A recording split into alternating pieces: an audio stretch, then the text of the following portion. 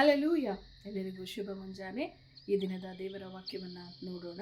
ಅರಣ್ಯಕಾಂಡ 23ನೇ ಅಧ್ಯಾಯದ 19ನೇ ವಾಕ್ಯ ಈ ರೀತಿ ಹೇಳ್ತದೆ: ದೇವರು ಮನುಷ್ಯನಂತೆ ಎರಡು ಮಾತಿನವನಲ್ಲ, ಮಾನವನಂತೆ ಮನಸ್ಸನ್ನು ಬೇರೆ ಮಾಡಿಕೊಳ್ಳುವನಲ್ಲ.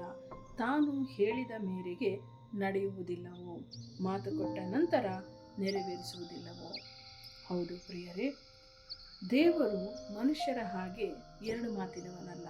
ಆದುದರಿಂದ ನೀವು ದೇವರನ್ನು ಯಾವಾಗಲಾದರೂ ಯಾವ ಸಂದರ್ಭಕ್ಕಾದರೂ ಕೂಡ ನಂಬಬಹುದು. ಮತ್ತು ನಮಗೆ ಇದುವರೆಗೂ ದೇವರು ಏನೆಲ್ಲ ವಾಗ್ದಾನ ಮಾಡಿದ್ದಾರೋ ಆ ವಾಗ್ದಾನಗಳು ನಮ್ಮ ಜೀವಿತದಲ್ಲಿ ಆಶೀರ್ವಾದವನ್ನು ತರುವ ಹಾಗೆ ನಮ್ಮನ್ನು ಆಶೀರ್ವದಿಸುವಾತನಾಗಿದ್ದಾನೆ. ಆದುದರಿಂದ ಈ ದಿನದಲ್ಲಿ ನಿಮಗೆ ದೇವರು ಏನೆಲ್ಲ ವಾಗ್ದಾನ ಮಾಡಿದ್ದಾರೋ ಆ ಎಲ್ಲ ವಾಗ್ದಾನಗಳನ್ನು ನೆನೆಸಿ ದೇವರಿಗೆ ಸ್ತೋತ್ರ ಮಾಡಿರಿ. ವಾಗ್ದಾನಗಳು ತನ್ನ ಸಮಯದಲ್ಲಿ ನಿಮ್ಮ ಜೀವಿತದಲ್ಲಿ ನೆರವೇರುವಂಥದ್ದಾಗಿದೆ. ಪ್ರಾರ್ಥನೆ ಮಾಡೋಣ.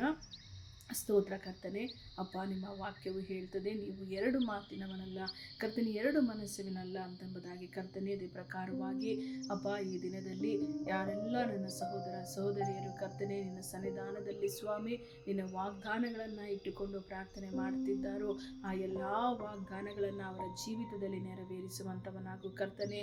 ಅಪ್ಪ, ನಿನ್ನ ವಾಗ್ದಾನಗಳು ನೆರವೇರುವ ತನಕ ನಮಗೆಲ್ಲರಿಗೂ ಬೇಕಾಗಿರುವಂತಹ ತಾಳ್ಮೆಯಿಂದ ಸ್ವಾಮಿ ನಮ್ಮನ್ನು ತುಂಬಿಸಿ ನಡೆಸಬೇಕಾಗಿ ಯೇಸು ಕ್ರಿಸ್ತನ ನಾಮದಲ್ಲಿ ಪ್ರಾರ್ಥಿಸಿ ಬೇಡಿ ಹೊಂದಿದ್ದೇನೆ ಕರ್ತನೆ, ಆಮೇನ್.